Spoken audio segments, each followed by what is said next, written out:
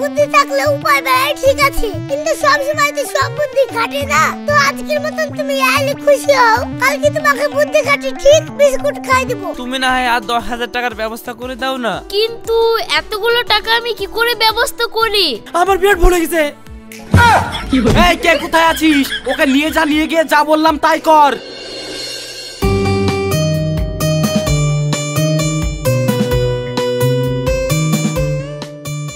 কি গো বর্ষা, আজ আসতে এত দেরি হলো কেন? কি করব বলো, বোন তো এখন পড়াশোনা করছে, তার মধ্যে মা আবার পরের বাড়িতে কাজ করে, তাই বাড়ির সব কাজ আমাকে একা হাতে সেরে আসতে গিয়ে দেরি হয়ে গেল।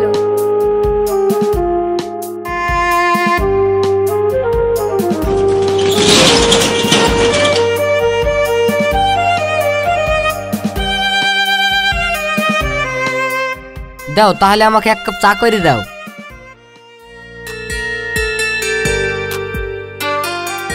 দেখো সাহেব, তুমি প্রতিদিন আমার দোকান খোলার আগে এসে বসে থাকো আর আমার দোকান বন্ধ হওয়ার পর বাড়ি যাও। হ্যাঁ, তুমি আমার দোকানে চা খাও, অনেক কিছু খাও, তাতে আমার ব্যবসাটা ভালো হয়, আমার উপকারই হয়, কিন্তু সমাজ বলে তো একটা জিনিস আছে।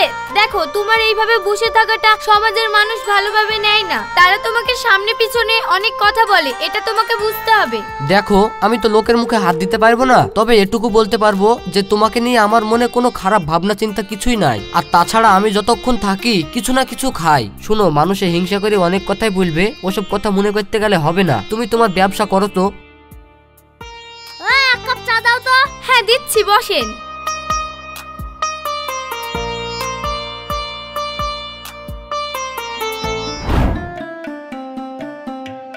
ও মা, তুমি চলে এসছো? হ্যাঁ মা, আমি চলে এসেছি।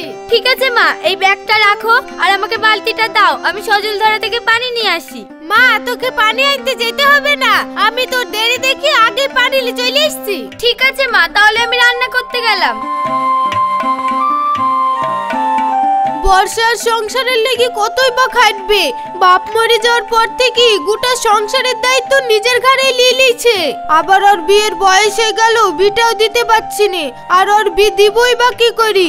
লোকের বাড়ি কাজ করে যে টাকা পায়, ও ছোট মেয়ের পড়াশোনাতে ফুরিয়ে যায়।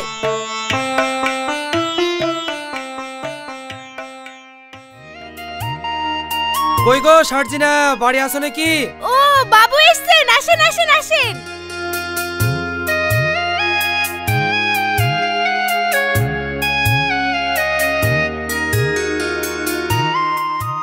বাবু বসেন। লেও, তোমার এই মাসের কাজ করা পয়সাটা লেও। বাবু তাহলে বসেন, আপনার জন্য আমি চা করে নিয়ে আসি।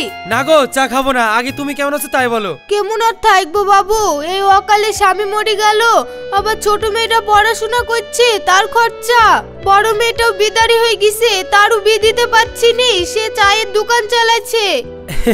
তো অত চিন্তা কিসের? মেয়ের যখন বিয়ের বয়স হয়ে গেছে তো বিয়েটা দিয়ে দাও। বিয়ে যে দিব, অত টাকা খরচাই বা করব কি করি? আমাদের কি সেই সামর্থ্য আছে? আরে ওইসব নিয়ে তুমি চিন্তা করছো কেন? বিয়েতে যা খরচা হবে সব আমিই দেব, তুমি বিয়ের ব্যবস্থা করো।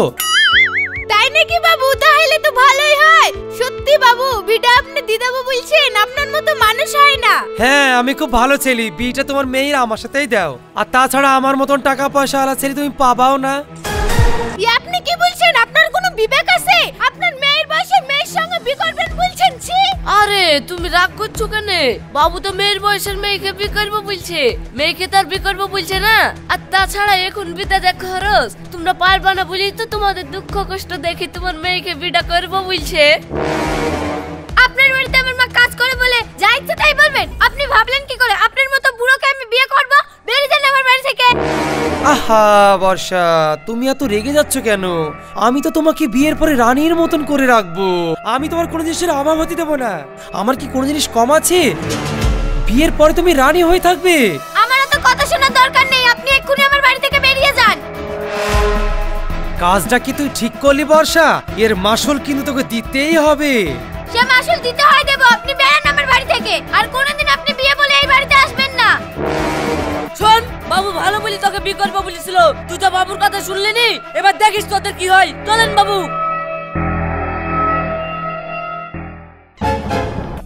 শোন তানবীর, ইরা যা আমার সাথে ব্যবহার করলো এর প্রতিশোধ আমি নিতে চাই। তুই আজ রাতেই আমার লেঠাল দি ঈদের বাড়ি ঘর পুরি ছারখার কইতে। বাবু আপনি মাথা গরম করেন না, ডাইরেক্ট আপনার লেঠেলরা যদি ওর ঘরে আগুন লাগিয়ে দেয় তাহলে তো দোষ আপনার ঘাড়ে পড়ে যাবে। শুনেন, আমাদেরকে এমন কাজ করতে হবে যাতে সাপও মরে আবার লাঠিও না ভাঙে, তার সাথে সাথে বর্ষার সাথে আপনার বিটাও জানে হয়ে যায়। তো তাড়াতাড়ি সেই ব্যবস্থাটাই কর। কি করছিস তুই? আমি যা রাগ কন্ট্রোল করতে পারছি না। শুনেন বাবু,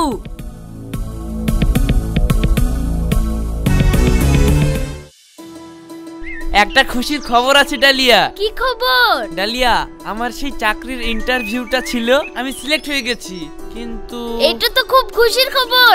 এইখানে আবার কিন্তু কিসের? ব্যাপারটা হলো ওরা এই চাকরিটার জন্য 50,000 টাকা চাইছে। তো আমি খুব কষ্ট করে 40,000 টাকার ব্যবস্থা করেছি, আর 10,000 টাকা কিছুতেই ব্যবস্থা করতে পারছি না।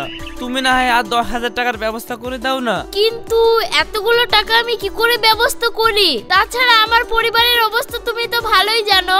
ওফো, তুমি এত চিন্তা করছো কেন? আমি চাকরি পাওয়ার পর বিয়ে তো আমি তোমাকেই করছি, তখন তোমার সংসারের যত দায়িত্ব আমি নেব। বাড়ি থেকে বোন আমাকে কলেজে ভর্তি হওয়ার জন্য 10,000 টাকা দিয়েছিল, তাহলে ওই টাকাটাই তুমি লাও। কিন্তু এই টাকাটা যদি আমি নিই তাহলে তুমি ভর্তি হবে কিভাবে?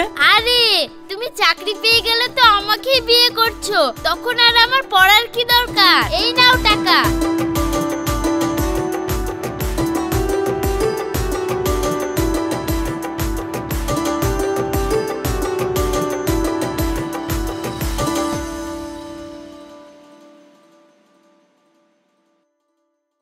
রৌশন চলো চা খাই কি? সিনথিয়া চা একটু অর্ডার দিব, কিন্তু 5 টাকাই আছে। তুমি খেলে আমি খেতে পারবো না, আমি খেলে তুমি খেতে পারবে না। কি করব? কি আবার করবা? তোমার মাথায় মেলা বুদ্ধি, তুমি একটা বুদ্ধি খাটাও, জানে দুষ নাই চাঁদা খেতে পায়। হ্যাঁ, আইডিয়া পেয়ে গেছি। ও বর্ষান্তি, এক কাপ চা দিন তো। হ্যাঁ বসে দিচ্ছি।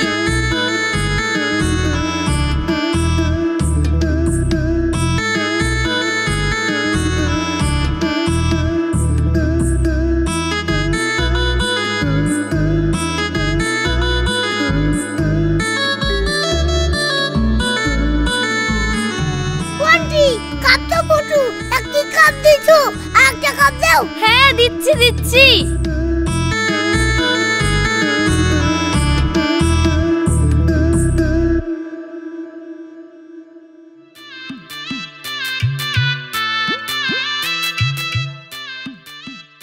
সিনথিয়া দেখলা বুদ্ধি, কথাই বলে বুদ্ধি থাকলে উপায় বেরায়।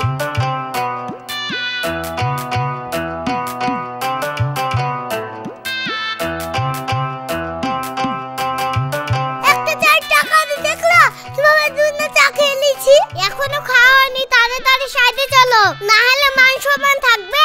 এক কাপ চা কিনে সাথে কুস্তি দেখালে মানাবে? হ্যাঁ চলো চলো সাইডে চলো।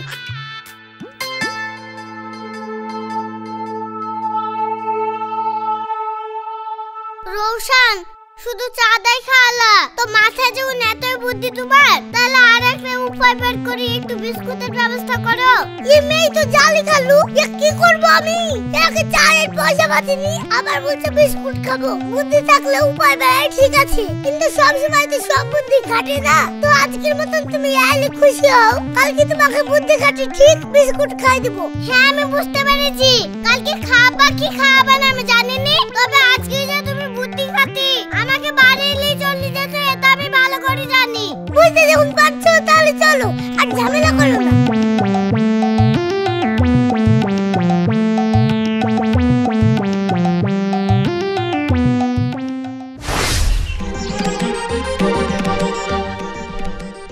আসেন মোড়ল মশাই আসেন। আপনাকে তো বললে বিশ্বাস করবেন না, এই দেখেন নিজের চোখে দেখেন। এই বর্ষা বেলা ঘর থেকে বলে বলে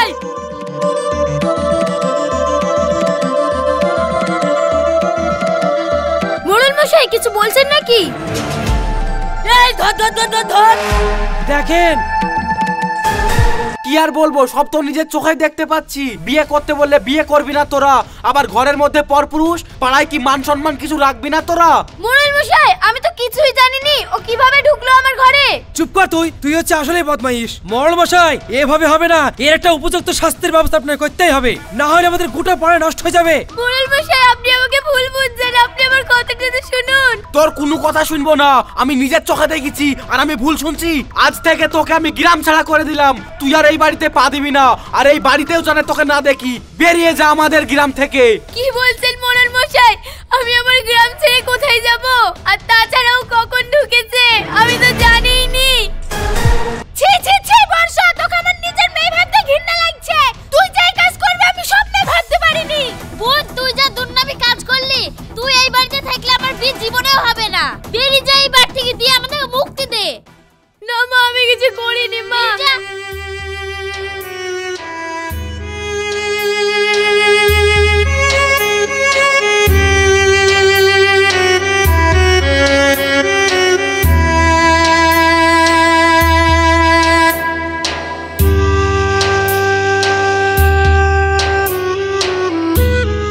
কি ব্যাপার বর্ষা, তুমি কাঁদতে কাঁদতে এদিকে কোথায় যাচ্ছো?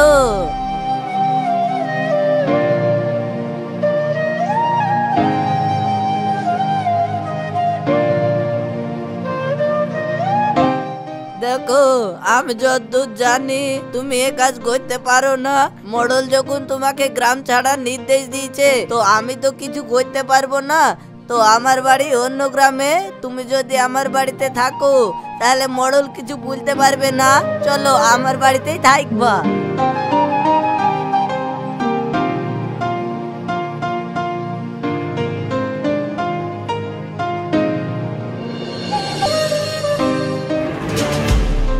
এত বড় একটা ঘটনা ঘটে গেল আর তুমি আমাকে একবার জানালে না।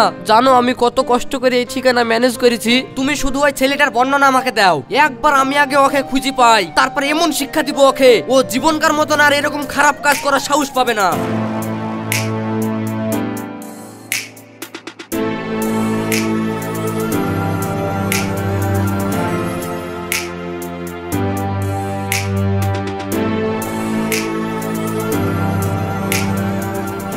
তাড়াতাড়ি চলো দাদু, আমি বর্ষা খেলি গেলাম। ঠিক আছে বাপ, ভালো করে যাইও।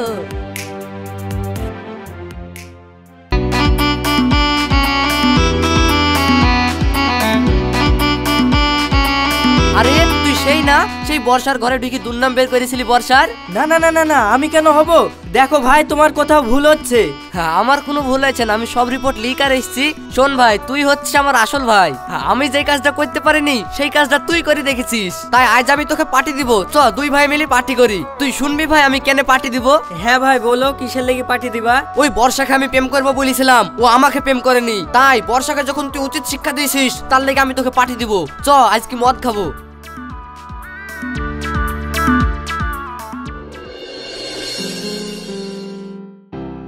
ভাই তোর কতদিনের প্রেম, তাই ওর ঘরে ঢুকেছিলি?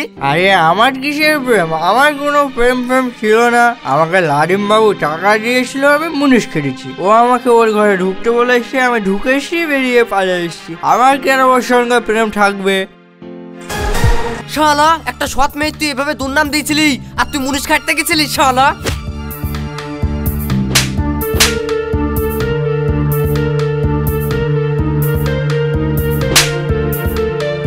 শালা, তুই যে এত বড় অন্যায় করেছিস এটা আমি মোবাইলে সব রেকর্ডিং করেছি। চ এবার তুই মোড়লের কাছে গিয়ে জবাব দিবি। চ।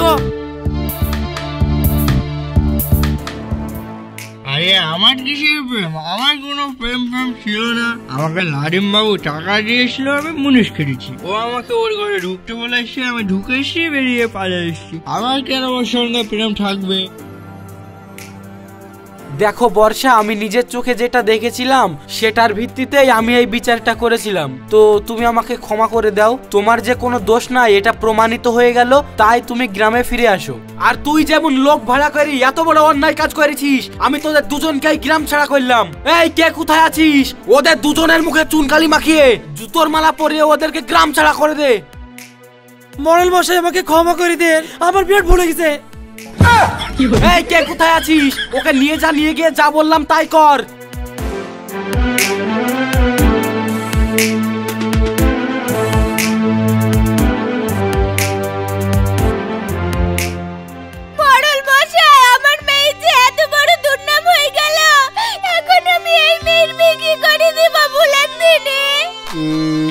তাই তো। মোড়ল মশাই, আপনি যদি অনুমতি দেন আমি একটা কথা বলবো। হ্যাঁ বলো, তুমি কি কথা বলবে? দেখেন মোড়ল মশাই, দুর্নাম যখন হয়ে গেছে বলছেন বিয়ে দিতে অসুবিধা হবে, তাই আপনারা যদি অনুমতি দেন তাহলে আমি বর্ষাকে বিয়ে করব। তার কারণ আমি অনেক দিন থেকেই বর্ষাকে মনে মনে ভালোবাসি। এ তো ভালো কথা। সাজিনা, তোমরা কি বিয়েতে রাজি? হ্যাঁ, এই ছেলে আমাদের পছন্দ। তাহলে তুমি বিয়েটা করো। আমার কারণে যখন এত বড় দুর্নামটা হয়েছে, তাই বিয়েতে যা খরচা হবে সব আমি দেবো। এই তোমরা বিয়ের ব্যবস্থা করো।